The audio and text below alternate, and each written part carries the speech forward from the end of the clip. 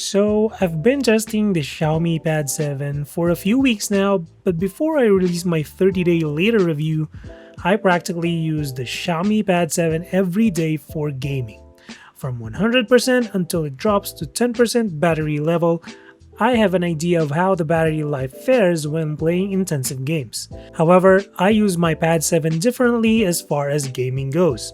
I mostly play my PC and PS5 games using remote play.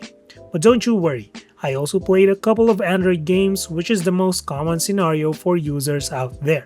Now, the Pad 7 comes equipped with an 8850 mAh battery.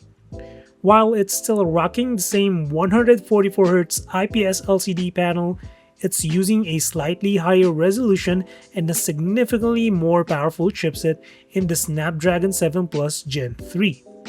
That said, we don't expect huge improvements in battery life since the Pad 7 is powered by nearly the same battery capacity as the Pad 6, at least when it comes to continuous intensive tasks like playing games. Meaning that we may get different results if it's less intensive like watching or browsing. Regardless, you're here for gaming. Let me start with the Steam Link and PlayStation Remote Play. For context, Remote Play basically streams my games to another device. In my case, I have my desktop connected through a wired internet connection while my PS5 is connected to my Wi-Fi 6 router. In my experience, you need at least 25 megabits of upload and download speed and at least a Wi-Fi 6 generation modem for a seamless gaming experience over Wi-Fi. With Steam Link, I get 4 hours of screen time or continuous use, which is from 100% to 10%. I play a lot of PC games, but I recently finished Visions of Mana and started Shin-Chan on the side. In Steam Link, I have my resolution set to 1440p and up to 90Hz refresh rate because that's the maximum my RTX 3090 can do for most of my games at maximum settings. Regardless of the game, I consistently get 4 hours of playtime before I need to charge. With PS Remote Play, you don't have the option to set your streaming resolution and FPS because it's done automatically for you. But based on my experience, it's usually 1080p at 60 frames. I recently started Final Fantasy VII Rebirth, and just like Steam Link, I also get 4 hours flat.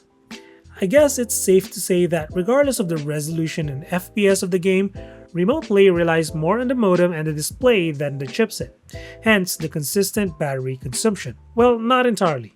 I also tried native gaming, particularly GTA San Andreas and solo leveling. For some reason, I also get the same 4 hours of playtime on both games. In GTA, you can adjust the resolution, but the game is capped at 30 frames. It's a conservative effort to drain the battery of the Pad 7, but with solo leveling, it goes up to 60 frames.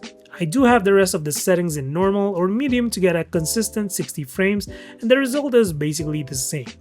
I'm not sure how and why, but whether it's Wi-Fi based or chipset based, I always get 4 hours of screen time. I even tried setting the refresh rate to dynamic and 60Hz to see any difference, but nope, the results were the same. I guess if you do intend to play games heavily on the Pad 7, the longest screen time you may get is 4 hours. Is that enough for your daily needs? In my case, it feels short when remote playing. But if it's just Android games, it's more than enough because I don't play games on mobile devices as much unless it's remote games. If that's not enough for you, at least charging the battery cell requires only an hour to go from empty to full, thanks to the 45-watt charging brick. Let me know in the comment section if you get a battery life similar to or different from that of your Xiaomi Pad 7. But that's it for this one. Drop a sub or like if you feel like supporting the channel, and as always, until the next one, stay safe.